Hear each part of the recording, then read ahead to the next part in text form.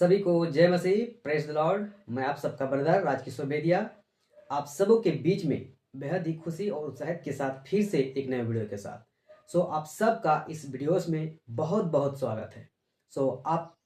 आप सब शुरू से आखिरी तक बने रहे और बातों को समझे और खुद मजबूत हो और दूसरों को मजबूत हो।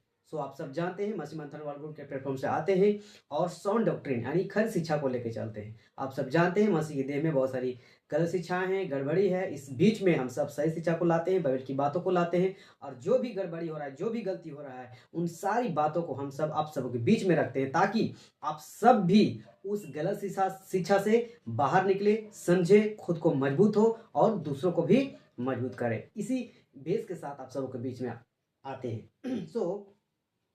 इस घड़ी यदि आप एमएमबी झारखंड पेज से देख रहे हैं, आप सबका बहुत बहुत स्वागत है। यदि आप नए हैं तो मेरे पेज को लाइक करें, फॉलो करें और साथ ही दूसरों तक शेयर करें। और साथ ही राजकिशोर बेदिया यूट्यूब चैनल से देख रहे हैं तो इसमें भी आपका बहुत बहुत स्वागत है। यदि आप नए हैं तो मेरे चैनल को लाइक करिए, सब्सक्राइब करिए, बेल आइकन दबाइए, साथ ही दूसरों तक शेयर करिए। आपको फॉलो इसलिए करने बोल रहे हैं, शेयर करने इसलिए बोल रहे हैं, सब्सक्राइब करने इसलिए बोल रहे हैं ताकि जितनी भी वीडियोस बने या लाइव आऊं आप सब तक पहुंचे और खुद आप सब भी मजबूत हो, तैयार हो और दूसरों को भी मजबूत करें। यही रीजन है आप सबों को शेयर करने के लिए, फॉलो करने के लिए और सब्सक्राइब करने के लिए। तो ये बात को क्या करना है, ध्यान में रखना है। तो आज जो है मैं बात करने वाला हूं कि दशमांश का नियम किस काम के लिए।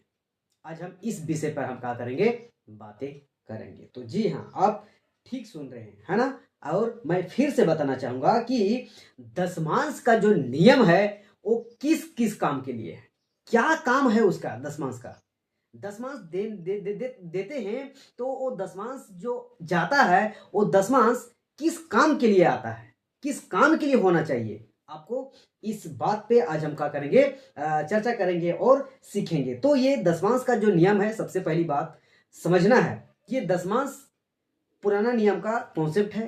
पुराना नियम में ही आपको मिलेगा दशमांश। आपको नया नियम में आपको कहीं भी आपको दशमांश का जिक्र नहीं मिलेगा। हाँ, आप मती का पुस्तक उसका 23 या 24 में, जो कि यीशु मसीह यहूदियों को समझाने के लिए बोला है, उसमें कि जीरे और सौंफ का दशमांश तो देते हो लेकिन तुम धर्मी और न्याय का की बातों पे ध्यान नहीं देते हो, ऐसा करके लिखा है। और कहता है कि अच्छा होता कि तुम उसको भी करता, है ना, ऐसा करके बोला है।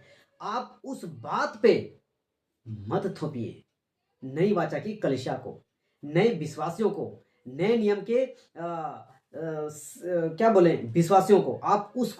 आप गलत कॉन्सेप्ट से, गलत तरीके से आप दशमांश का नियम थोप नहीं सकते, नहीं थोप सकते हैं।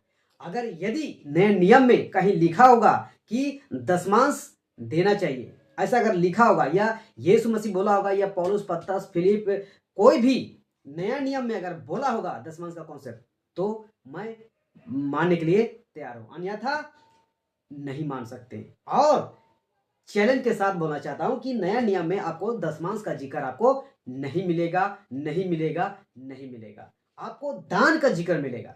लेकिन आज इतनी गलती है, इतनी गड़बड़ियां मसीह समाज में फैला के रखा है, गलत कॉन्सेप्ट को गलत कॉन्टेक्स्ट में रखकर थोप के कि दशमांश दोगे आशीष मिलेगा, दशमांश नहीं दोगे तो श्राप मिलेगा, ऐसा करके कॉन्सेप्ट थोप के रखा है।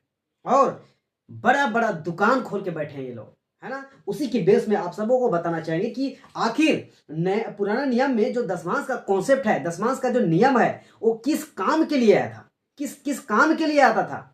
आज मैं उस बात पर मैं चर्चा करूंगा, उस बात को मैं क्या करूंगा, आप सबको बताऊंगा। तो आप सब शुरू से आखिर तक बने रहे और इस बात को क्या करें, समझे, और आप लोग भी क्या करिए, मजबूत रहिए। और ऐसे 550 सेवकों को आप एकदम मुंह पे वचन से आपको तमाचा मारना है कि ये कॉन्सेप्ट नया नियम के लोग के लिए नहीं है, नई वाचा की कलीसिया के लिए नहीं है, आपको बोलना है। इसीलिए मजबूत होना है मेरे प्रियो। आप गलत में, अंधेरा में नहीं रहना है, बिल्कुल नहीं रहना है, अंधविश्वास में नहीं रहना है। एक बात फिर से मैं बताना चाहूंगा कि जैसे अनजाति जो यीशु मसीह को नहीं जानते हैं, यीशु मसीह को नहीं मानते हैं, नहीं समझते हैं, हाँ, आज जो अविश्वासी है, अनजाति लोग हैं, ये लोग जो अंधविश्वास में पड़े हैं ना, जैसे वैसे ही आज भी मसीह समाज में मसीह लोग, विश्वासी लोग, नई वाचा की कलीसिया के लोग भी आज क्या है, अंधविश्वास में है।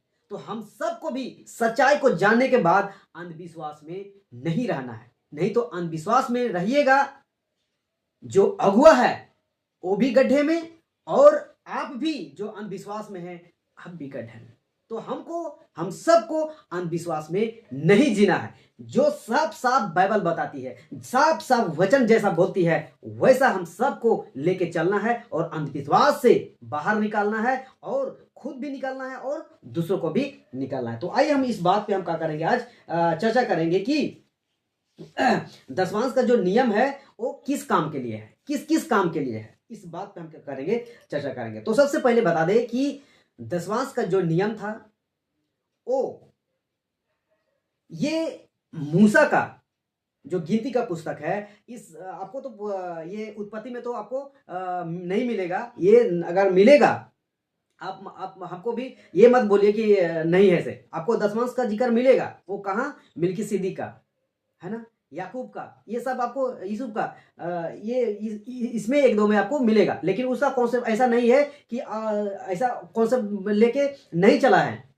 उत्पत्ति में कि हाँ उसने दशमांश दिया तो अब यहां से दशमांश का नियम लागू होता है, ऐसा करके आपको नहीं मिलेगा साफ साफ। अब यहां मूसा से जो निर्गमन का पुस्तक होता है ना, आपको वहां भी नहीं मिलेगा।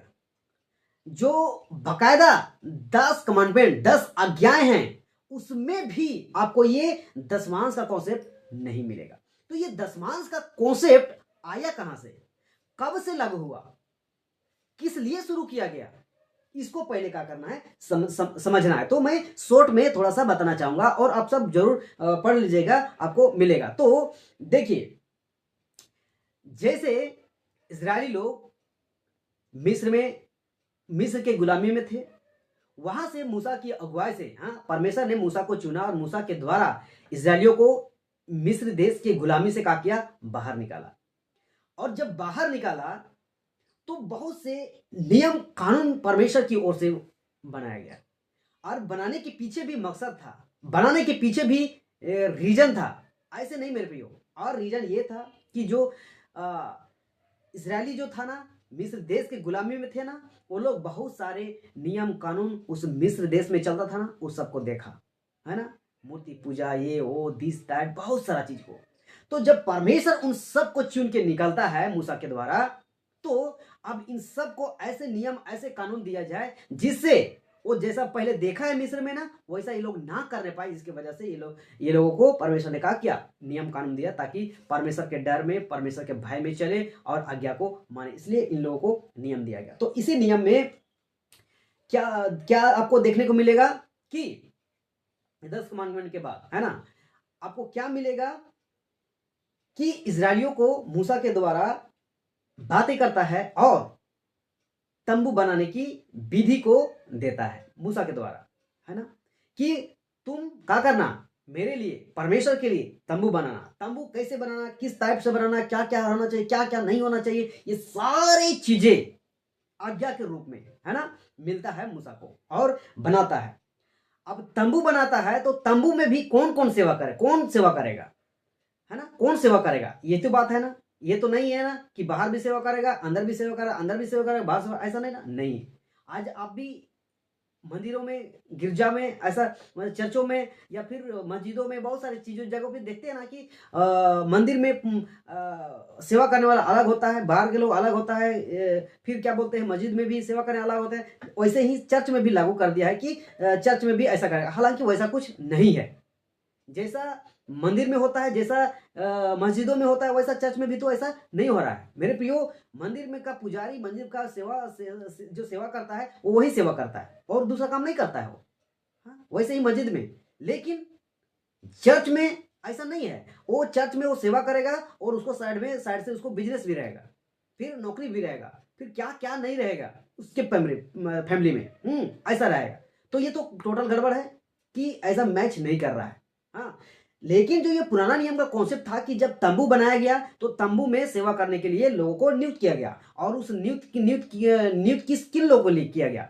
लेवी गोत्र को, है ना, लेवी गोत्र को। बाकी गोत्र को अलग रखा गया, लेवी गोत्र को अलग रखा गया। लेवी गोत्र को उस मंदिर में, उस तंबू में सेवा करने के लिए, पहले तंबू था, तंबू के बाद फिर कहाँ शिफ्ट हो गया? मंदिर में, जो यरूशलेम का मंदिर है वहां शिफ्ट हो गया। तो हम मंदिर में नहीं जाते हैं, तंबू में जाते हैं। तो तंबू के लिए लेवियों को सेवा करने के लिए जिम्मा दिया गया, और लेवियों को कहा गया कि तुम्हारा कोई भाग नहीं होगा, यानी जमीन में, ये वो दिस दैट में किसी चीज में आपको भाग नहीं होगा, क्योंकि तुम परमेश्वर के लिए चुनकर अलग किए गए हो, तुम लोग तंबू में सेवा करना। और उसी लेवी में से याजक में से ही महायाजक आपको मिलेगा, और ये लेवी लोगों का कोई भाग नहीं होगा, आपको मिलेगा गिनती का पुस्तक उसका 18 अध्याय वचन आपको 21 से 24 में मिलेगा, और साथ ही व्यवस्था विवरण उसका 18 अध्याय में भी आपको ये सारी बातें आपको मिलेगा कि तुम लोगों का कोई भाग नहीं होगा। तो अब ये लोग कोई भाग नहीं है, और ये लोग मंदिर में सेवा कर रहा है, तंबू में सेवा कर रहा है, तो ये सबका पेट कैसे चलेगा?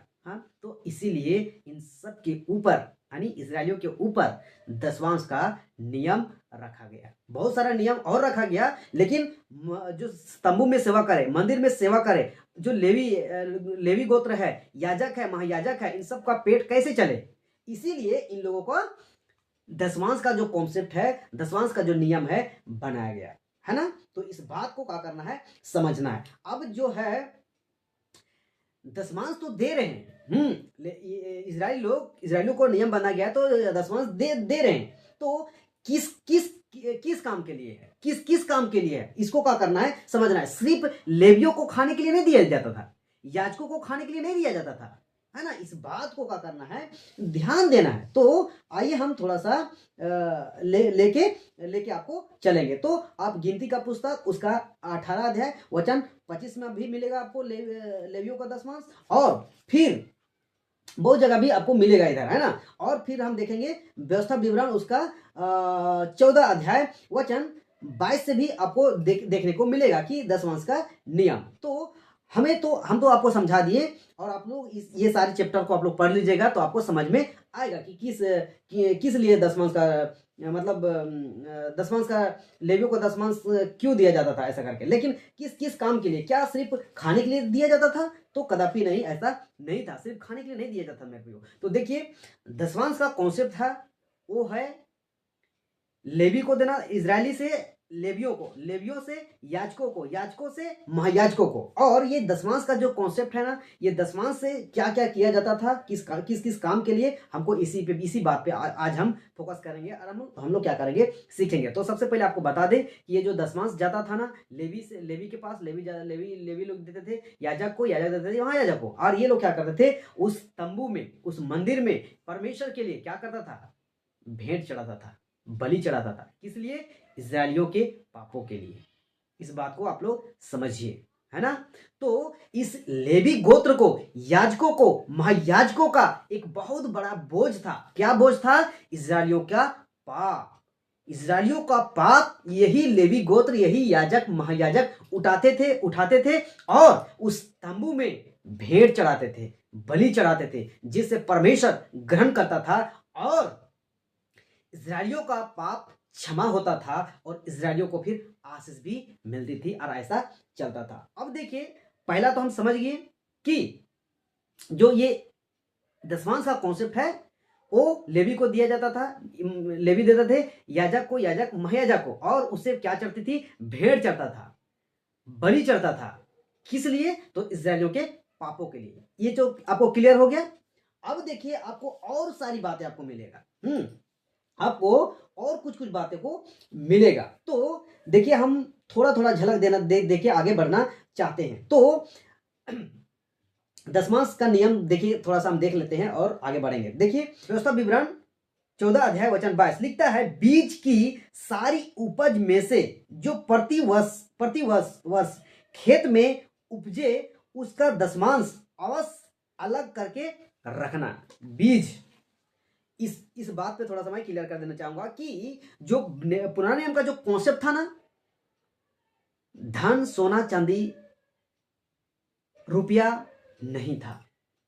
इस बात को क्या करिए? ध्यान रखिए। कि पुराने नियम का जो दशमांश का कॉन्सेप्ट है ना, नया नियम में तो खैर नहीं है, लेकिन जो पुराने नियम का जो दशमांश का कॉन्सेप्ट है ना, वो धन रुपया सोना चांदी रुपया का कॉन्सेप्ट नहीं था, सीधा सीधी था बीज अनाज जानवर, यही, क्योंकि उसी के द्वारा ही काम चलता था।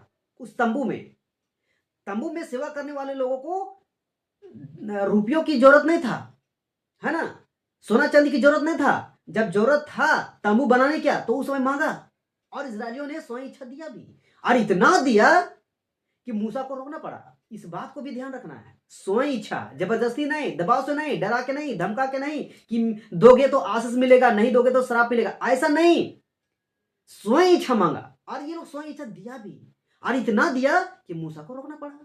इस बात को क्या करना है, ध्यान रखना। तो ये पुराने नियम में बीज है और जानवर है, मतलब फसल है, ये सारी चीजें ही थी, फल बीज और जानवर, ये सारा ही दशमांश का कॉन्सेप्ट है। यहां साफ साफ लिखता है कि बीज की सारी उपज में से जो प्रतिवर्ष खेत में उपजे उसका दशमांश अवश्य अलग करके रखना। तो यहां एक चीज है प्रतिवर्ष, हम लोग आज के कलिशा क्या लेके चलती है, महीना का दशमांश, लेकिन अगर अच्छे से पढ़िएगा पुराने नियम में आपको अभी पता चलेगा, है ना, यहाँ क्या पता चला, प्रतिवर्ष का दशमांश। आगे पढ़िए, देखिए, हाँ, आगे आपको और मिलेगा, ये तो प्रतिवर्ष का। फिर देखिए 28 अध्याय में हम एक और कॉन्टेक्स्ट को हम लोग पढ़ेंगे और एक और वचन को पढ़ेंगे, तो यहाँ क्या दशमांश का नियम को निकालता है, देखिए, हाँ, मंथली दशमांश तो अलग ही है, यहाँ प्रतिवर्ष का दशमांश अलग ही है, लेकिन यहाँ देखिए 28 में क्या कहता है, 28, हाँ, व्यवस्था विवरण 14 अध्याय वचन 28 लिखता है, 3 वर्ष के बीतने पर तीसरे वर्ष की उपज का सारा दशमांश निकलकर अपने फाटकों के भीतर इकट्ठा कर रखना।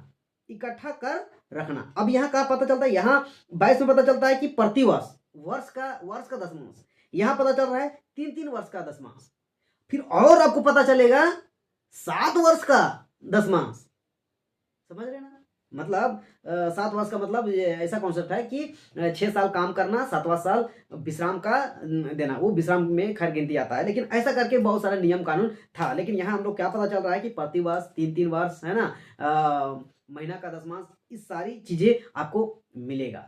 तो मेरे प्रियो, आप सबको बताना चाहेंगे कि आप कौन कौन सा दशमांश ले रहे हैं, कौन कौन दशमांश का नियम मान रहे हैं।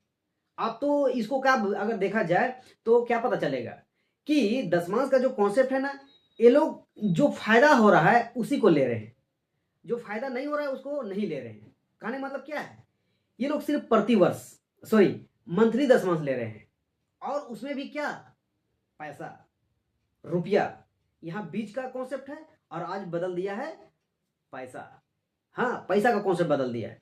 तो ये चीज है। तो जब यहां अगर आप लोग पुराना नियम कॉन्सेप्ट को लेकर चलते हो तो बहुत सारे नियम को मानना पड़ेगा आपको, हाँ, बहुत सारा नियम को पढ़ना पड़ेगा, जिससे यहाँ लिखता है प्रतिवर्ष, फिर 3 वर्ष, तो प्रतिवर्ष भी लीजिए, फिर 3 वर्ष में लीजिए। अगर ऐसा करेगा लोग, जानते हैं विश्वासी लोग क्या होगा, पूरे दबे कुचले खत्म हो जाएगा, मेरे बढ़ नहीं पाएगा, नहीं बढ़ पाएगा। इतना नियम है, इतना कानून है, और यही वजह है कि बहुत बड़ी बोझ हो गया था इस्राएलियों के ऊपर, और छुटकारा ये लोग नहीं पा रहे थे, पाप कर रहे थे, गलती कर रहे थे, पाप कर रहे थे, फिर बलिदान कर रहे थे। और इसी वही वजह है कि यीशु मसीह का किया, इस संसार पे आना पड़ा, और इस सारी बोझ को यीशु मसीह खुद उठा लिया, और ये सारी बोझ को खुद यीशु मसीह कलवारी क्रूस में भेंट चढ़ा दिया, यानी सारे नियम को खत्म कर दिया। आपको इन सारे नियम में आपको पढ़ने की जरूरत नहीं है ना। चलिए हम आगे अभी वचन रखेंगे, लेकिन अभी हम आप लोग तो देख लिए कि यहाँ प्रतिवर्ष का दशमांश, फिर यहाँ 3 वर्ष का दशमांश, ये और ये लोग का नियम था, ये लोग इकट्ठा करते थे ना प्रतिवर्ष 3 महीना, ये सारे। तो परमेश्वर की ओर से एक अगुवाई आता था कि आपको फलना जगह पे, फलना स्थान पे जाके आपको क्या करना है, पर्व मनाना है, यानी वही जो बचाए हो ना दशमांश के नियम से प्रतिवर्ष, उसको क्या करना है, जाके वहां खाना है, पीना है, आनंद मनाना है। ऐसा कॉन्सेप्ट था। अब खाने पीने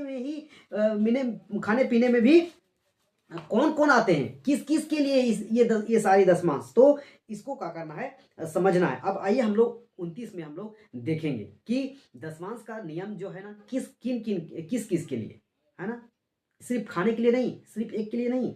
तो 29 वचन को पढ़ेंगे। व्यवस्था विवरण 14 अध्याय वचन 29 लिखता है, तब लेविये जिसका तेरे संग कोई निज भाग या अंश ना होगा।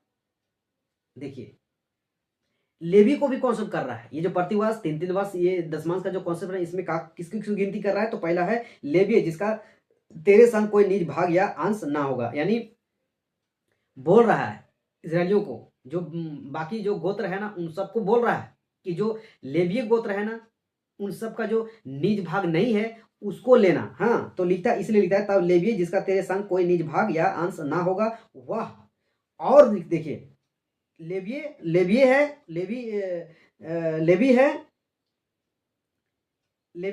वह, और लिखता है, और जो परदेसी और अनाथ और विधवाएं तेरे फाटकों के भीतर हो वे भी आकर पेट भर खाए, जिससे तेरा परमेश्वर यहोवा तेरे सब कामों में तुझे आशीष दे।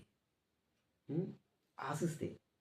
तो ये जो मंथली दशमांश था ना वो अलग है, फिर यहाँ जो प्रतिवर्ष 3 वर्ष का जो दशमांश है वो अलग है। और इन सारी चीजों को लेने के पीछे के रीजन क्या है, ये लेवी को भी खाने के लिए तुम दो, और किसको किसको, तो यहाँ पहला है लेवी को तो लेना ही है क्योंकि उसका कोई निज भाग नहीं है तो उसको लेना ही है। अब देखिए यहाँ आगे लिखता है परदेसी जिसका ना घर है ना द्वार है ना खेती ना बारी, जैसे कि आज के दौर पे भी देखा जाता है ना कि दूसरे देश से, दूसरे राज्य से, दूसरे राज्य आते हैं, दूसरे देश जाते हैं काम करने के लिए ना, वैसे ही उन लोगों के लिए समय में भी था परदेसी लोग, काम करने वाले लोग। तो इन सब के लिए, इन सब को कौन से मतलब गिनती में ले रहा है कि लेवी को भी लेना है, परदेसी को भी लेना है, और आगे लिखता है अनाथ को भी लेना है।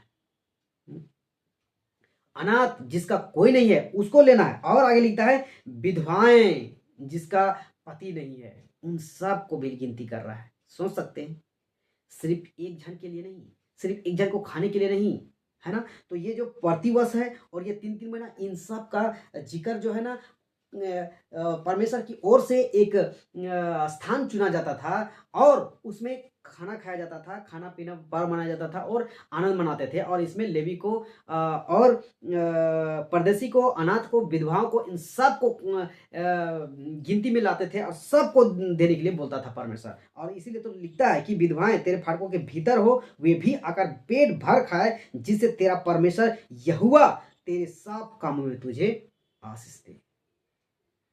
अब ये तो रह गया, लेकिन जो मंथली दशमांश है ना जो इजरायली लोग लेवी को देते थे, उसमें भी हम उसमें अभी ज्यादा वचन में घुसना नहीं चाहते हैं, वो सब चीज है उसमें भी मंथली दशमांश देते थे ना, तो उसमें भी यही कॉन्सेप्ट था। उस दशमांश से लेवी लोग खाते थे, याजक खाते थे, महायाजक खाते थे, और उसी में से भेंट भी, बलि भी चढ़ता था, और उसी में से अनाथ, विधवाएं, परदेसी को भी दिया जाता था, उसी में से। सोचिए, तो दशमांश का जो नियम है किस किस काम के लिए है ना, तो ये सारी चीजों के मद्देनजर रखते हुए ये दशमांश का कॉन्सेप्ट था। मेरे प्रियो मैं बताना चाहूंगा, आज की कलीसिया, आज के पाठक प्रचारक सेवक, आज की संस्थाएं ये दशमांश का कॉन्सेप्ट किस बेस से रखें, किस किस काम के लिए रखें, इस बात को समझना है। और अगर पुराने नियम के कॉन्सेप्ट से चलना चाहते हैं तो फिर एक एक एक एक एक मतलब एक दशमांश क्यों, यहाँ तो मंथली दशमांश है, प्रतिवर्ष का दशमांश है, 3 महीने का दशमांश है, झोपड़ी का पर्व है, कटनी पर्व है, और क्या क्या है ना, खतना है, सब करो ना, क्यों छोड़ देते हो? क्यों छोड़ देते हो? सबको मानना पड़ेगा ना। अब देखिए, आप लोगों को बताना चाहेंगे कुछ बात को। हाँ, आपको गलतियों का पुस्तक उसका 3 अध्याय, गलतियों का पुस्तक 3 अध्याय वचन 10 क्या कहता है, इस बात को क्या करना है, गौर करना है। गलतियों का पुस्तक 3 अध्याय वचन 10 लिखता है, इसलिए जितने लोग व्यवस्था के कामों पर भरोसा रखते हैं वे सब सांप के अधीन है, क्योंकि लिखा है जो कोई व्यवस्था की पुस्तक में लिखी हुई सब बातों के करने में स्थिर नहीं रहता वह शापित है। सीधा सीधा जवाब है। कौन लिख रहा है? पौलुस लिख रहा है। पौलुस कौन है? अन्यजातियों का प्रेरित है। तो हम लोग कौन हैं? हम लोग भी अन्यजाति हैं। पौलुस इसी बात को तो जोर दे के समझा रहा है, बता रहा है कि अगर तुम व्यवस्था जो पुराना नियम है, पुराने नियम के जो नियम है, अगर मान रहे हो ना पुराने नियम के नियम को, और इसलिए ये बातें क्यों कहना पड़ा पौलुस को? क्योंकि बहुत सारे ऐसे झूठे सेवक थे, गलत प्रचारक थे जो बोलते थे कि तुमको क्या करना पड़ेगा, बपतिस्मा तो ले रहे हो लेकिन खतना भी जरूरी है। उसी तरह से खतना भी जरूरी है, तो जिसकी वजह से पौलुस को कहना पड़ा कि अगर तुम खतना को ले रहे हो ना तो और सारे नियम को लेना पड़ेगा तुमको, और नहीं ले रहे हो यानी आप शापित हो। और इसीलिए ये वचन में लिखता है कि जितने लोग व्यवस्था के कामों पर भरोसा रखते हैं, तो आज कौन लोग भरोसा रखते हैं? आज किस पर भरोसा रखते हैं? दशमांश। पार्षद प्रचारक सेवक लोग क्या सिखाते हैं कि दशमांश दोगे तो आशीष मिलेगा, दशमांश नहीं दोगे तो श्रापित है, श्राप पड़ेगा, ऐसा करके कहाँ लिखा है? हाँ, मलाकी 3:9-10 मत सिखाइए। हाँ, वहां का कॉन्सेप्ट अलग है। वहां तो जब इजरायली लोग देते थे लेवी को, लेवी देते थे याजक को, ये लोग नहीं देते थे ना, तब जाके ये बातें उसमें कहा गया है मलाकी में कि तुम लोग पर इसीलिए साफ पड़ा है। तो ये पुराना नियम का कॉन्सेप्ट है, नया नियम का कॉन्सेप्ट नहीं है मेरे प्रियो। तो आप नई वाचा की कलीसिया को ये दशमांश की शिक्षा और व्यवस्था की शिक्षा को मत थोपिए, नहीं तो आप शापित हो, और श्रापित हो जाओगे, इसलिए कि आप और सारी व्यवस्था को नहीं मान रहे हो। हाँ, अभी पढ़ा है ना कि प्रति वर्ष का दशमांश, 3 महीने का दशमांश, सप्ताह का पर्व का दशमांश, झोपड़ी का पर्व, कटनी का पर्व, खतना, ये सारी जो कि 613 एवं आता है नियम यहूदियों के हिसाब से, इजरायलियों के हिसाब से 613 में 13 आपको एक एक को पूरा करना पड़ेगा। और आप में इतनी औकात नहीं है, आप में इतनी ताकत नहीं है कि आप 613 को मान सके, क्योंकि आप जैसे दादा परदादा लोग नहीं मान पाए, फेल हो गए। आप कौन खेत के मूली हो? हाँ, और वो लोग नहीं पूरा कर पाए, यही वजह है यीशु मसीह को इस धरती पे आना पड़ा और पूरा करना पड़ा। ये है बात। तो आप एक व्यवस्था की बातें, पुराने नियम की बातें का जो व्यवस्था की बातें है ना, एक नियम जो दशमांश का नियम है उसको लेके आप नहीं विजय पा सकते हैं, आप स्वतंत्र नहीं पा हो सकते हैं, आप आजाद नहीं हो सकते हैं, आप छुटकारा नहीं हो सकते हैं, है ना? आप नहीं छुटकारा हो सकते हैं, आपको उधार नहीं हो सकता है सिर्फ दशमांश का कॉन्सेप्ट लेके। इस बात को क्या करने समझिए, क्योंकि इस गलतियों को पुस्तक 3 अध्याय वचन 10 में आपको लेके चलिए। ये वचन क्या कहता है कि इसलिए जितने लोग व्यवस्था के कामों पर भरोसा रखते हैं वे साप के अधीन है, क्योंकि लिखा है जो कोई व्यवस्था की पुस्तक में लिखी हुई सब बातों के करने में स्थिर नहीं रहता वह शापित है। तो आज की पास्टर प्रचारक सेवक जो आज की कलीसिया है, आज की संस्थाएं, क्या व्यवस्था जो पुराने नियम का व्यवस्था है, पुराने नियम का नियम का जो नियम कानून है, क्या 613 में 613 का नियम कानून पूरा कर पा रहे? नहीं कर पा रहे, सिर्फ एक जो दशमांश है। तो क्या दशमांश को मान के आप उधार पा सकते हैं? बिल्कुल नहीं, आप गलत ठहर जाएंगे, है ना? और आज जो दशमांश ले रहे हैं ना, आप किस लिए ले रहे हैं? क्या आप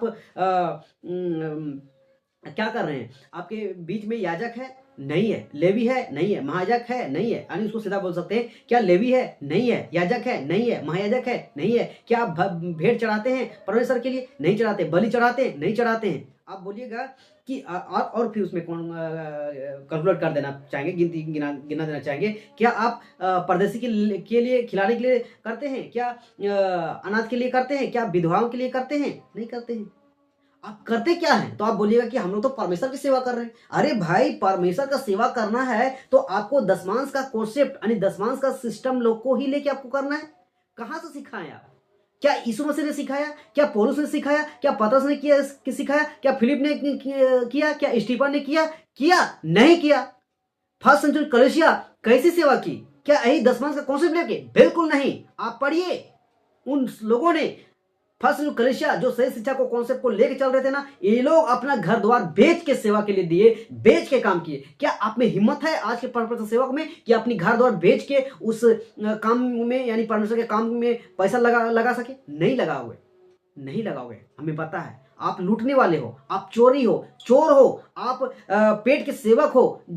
बस आपको बस विश्वासों को क्या सिखाते हो कि दशमांश दोगे तो आशीष मिलेगा और नहीं दोगे तो श्राप मिलेगा। और यहाँ उल्टा चल रहा है। जो लोग दशमांश दे रहे हैं ना, वो लोग साइकिल में घूम रहा है, वो लोग साइकिल में घूमते हैं, गाड़ी में घूम रहा है, गाड़ी में घूम रहा है, झोपड़पट्टी में रह रहा है, झोपड़ेपट्टी में है। और ये परमेश्वर सेवक जो लेते हैं, ये लोग का घर, ये लोग का पहनावा ओढ़ावा, ये लोग का रहन सहन, देखिए इन लोग का क्या है। मेरे प्रियो, अंधविश्वास में मत रहिए। ये लोग एक बहुत बड़ा धोखे में लेके चल रहा है आज के विश्वासी के लोगों को। मेरे प्रियो, आपको परमेश्वर का सेवा ही करना है ना, बिल्कुल करिए। आपको परमेश्वर की सेवा के लिए पैसा लेना है ना, बिल्कुल लीजिए, मैं मना नहीं करता हूं। लेकिन लेकिन लेकिन किस लिए आपको पढ़ना है? 2 कुरिन्थियों 9 अध्याय वचन 7। हर एक जन जैसा मन में ठाने वैसा ही दान करे। यहां नहीं लिखा है दशमांश दे, लिखा है हर एक मन जैसा मन में ठाने, उसका जैसा दान कामनी है, जैसा खर्चा है, उन सब को मद्देनजर रखते हुए देगा। और अफकोर्स देगा। आप पहले आप ईमानदारी से, सच्चाई से, खराई से, पवित्रता से, सच्चाई से सेवा करके दिखाओ, करो, चेला बनाओ, एजुकेट करो, पूरी बाइबल की जानकारी को दो, आपको देगा। मेरे प्रियो, ये परमेश्वर का काम है, आपका काम नहीं है। परमेश्वर का काम अच्छे से करिएगा, परमेश्वर आपको चलाएगा, परमेश्वर आपको देगा, क्योंकि परमेश्वर सब कुछ को जानता है। कहां किसकी आवश्यकता है, कहां किसकी जरूरत है, सब जानता है। मेरे प्रियो, फर्स्ट सेंचुरी कलीसिया में कैसे सेवा किया? पौलुस को जानते हो ना, पौलुस की पत्री को पढ़ते हो ना, पौलुस लिखता है ना कि मैं खुद अपनी काम धंधा करते हुए सेवा किया, मैंने टेंट का, तंबू का काम किया। आपकी औकात है, आपकी हिम्मत है, ऐसा करोगे? नहीं करोगे। आप बोलोगे कि तुम करते हो क्या? जी बिल्कुल, मैंने 2020 से मैंने ये स्टैंड लिया है।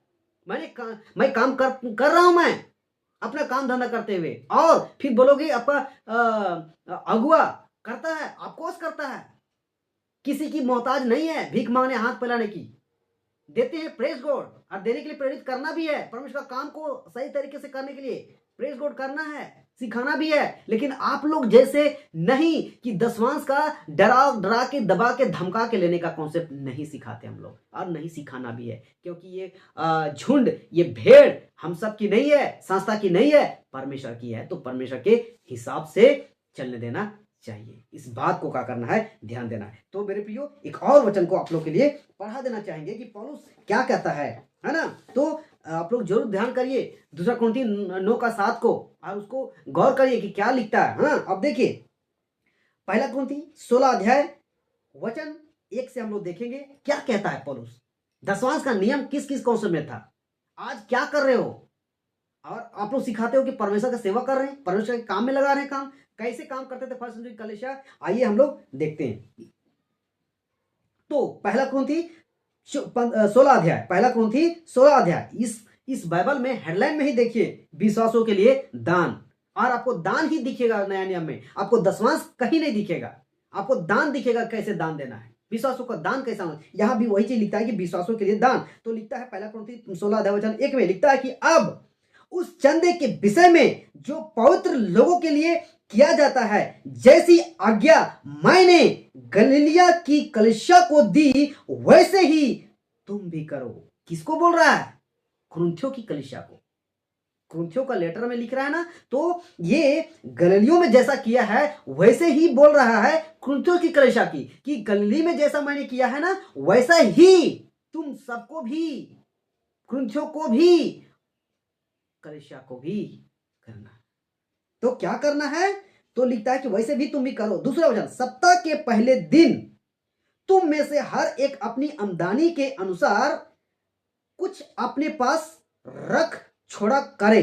हाँ, लिखता है अपनी आमदनी के अनुसार, यहां नहीं लिखा है अपनी कमाई के अनुसार दशमांश को रखना है, ऐसा लिखा है? बिल्कुल नहीं। लिखता है कि सप्ताह के पहले दिन तुम में से हर एक अपनी आमदनी के अनुसार कुछ, यहां लिखा है दशमांश नहीं, यहां लिखा है कुछ अपने पास रख छोड़ा करे, कि मेरे आने पर चंदा ना करना पड़े। तो ये पौलुस क्यों लिख रहा है? पवित्र लोगों को, मतलब जिसकी जरूरत है, जो लोग सेवा कर रहे हैं उन सबको जरूरत है, उन सबों के लिए ये बातें बोल रहा है कि तुम लोग क्या करना, इकट्ठा करना, दान इकट्ठा करना, अपने अनुसार, मर्जी अनुसार, इच्छा अनुसार, कुछ दशमांश नहीं, दशमांश का जिक्र नहीं है। हाँ, और फिर तीसरा वचन लिखता है, और जब मैं आऊंगा तो जिन्हें तुम चाहोगे उन्हें मैं चिट्ठियां देकर भेज दूंगा कि तुम्हारा दान यरूशलेम पहुंचा दे। हाँ, कहा लिखता है, यरूशलेम पहुंचा दे। यरूशलेम के मतलब ये मत सोचिएगा कि लोग दशमांश इकट्ठा करके यरूशलेम के मंदिर में पहुंचाते, नहीं, यरूशलेम की कलीसिया को पहुंचाते थे। वहां पवित्र लोग, सच्चे लोग, सेवक लोग परमेश्वर का काम करते थे, उन लोगों को पहुंचाने की बात हो रही है यहाँ पे, है ना। ऐसा वैसा नहीं मेरे प्रियो, इस बात को समझिए और दशमांश के कॉन्सेप्ट से बाहर निकलिए। आपको 10 क्या, परमेश्वर का काम अगर अच्छा है, परमेश्वर की इच्छा मर्जी और आपका इच्छा मर्जी भी है, तो आप 10 की जगह 20 दीजिए ना, 20 की जगह 50 दीजिए ना, 50 की जगह 100 भी दे दीजिए ना परमेश्वर का, और देना भी है। यही तो परमेश्वर कलीसिया में होती थी कि ये लोग अपना घर द्वार भी बेच के क्या करते थे, परमेश्वर काम के लिए देते थे। आज भी क्या करना है, देना है, आपको देना है परमेश्वर काम के लिए, लेकिन आज कॉन्सेप्ट ही बदल दिया है कि आपको 10 देना है, और डरा के धमका के, और फिर सोचते हैं कि हम दशमांश दे रहे हैं तो बहुत बड़ा तीर मार लिए हैं, हम कुछ भी गलती गुना पाप बुराई करें, हमको उधार निश्चिंत है, स्वर्ग जाना निश्चिंत है, और फिर जैसा मन करता वैसा चलते हैं, जैसा इच्छा, जैसा मर्जी मन करता वैसा करते हैं। बिल्कुल नहीं, आपके दशमांश से आपका उद्धार नहीं होगा मेरे प्रियो। आप स्वराज्य दशमांश से नहीं जा सकते। आपकी नेचर, आपकी चाल चलन, आपकी रहन सहन, आपकी बोली वचन, आपकी परमेश्वर के प्रति काम ही आपको स्वर्ग ले जाएगा। आई होप ये बातें आपको समझ में आया होगा। आप सब इस बातों को समझे और पुराने नियम के कॉन्सेप्ट से बाहर निकलिए, और नया नियम जो पौलुस ने, जो पतरस ने, फिलिप ने, स्टीफन ने और इस साथ यीशु मसीह ने जो कॉन्सेप्ट को लिया है, जो कॉन्सेप्ट को सिखाया है, उस बात की ओर ध्यान दीजिए और बड़ी सफाया से, बहुत ही सच्चाई से, बहुत ही पवित्रता से, बहुत ही खर्राई से परमेश्वर का काम करिए। गलत शिक्षा में मत रहिए मेरे प्रियो, अंधविश्वास में मत रहिए मेरे प्रियो। बड़ी दुख होता है इन सारी बातों को सुनते हैं और देखते हैं तो, है ना। इन सब से बाहर निकालना है मेरे प्रियो, मेरे विश्वासु भाई बहनों। आप सबको मिलकर मजबूत होना है और लड़ना है इन भेड़ियों से, और हम सबको उस अंधकार से बाहर निकालना है, उस बहुत बड़ा ट्रैप से, जाल से बाहर निकालना है, और यह साबित कर देना है कि परमेश्वर ही एकमात्र है, परमेश्वर का वचन ही एकमात्र है जो सच्चा है। पास्टर, प्रचारक, सेवक, संस्था बड़ा नहीं है। इस बात को क्या करना है, समझना है। सो आई होप इस बात को समझे होंगे। मैं चाहता हूं आप सबको अच्छा लगा होगा। जरूर ये वचन दूसरों को भी शेयर करिए, और ये बातें समझ आनी चाहिए उन सबको भी, ताकि वो लोग भी बाहर निकले। सबको जय मसीह, praise the Lord, God bless you. मिलते हैं फिर नेक्स्ट वीडियो में। धन्यवाद।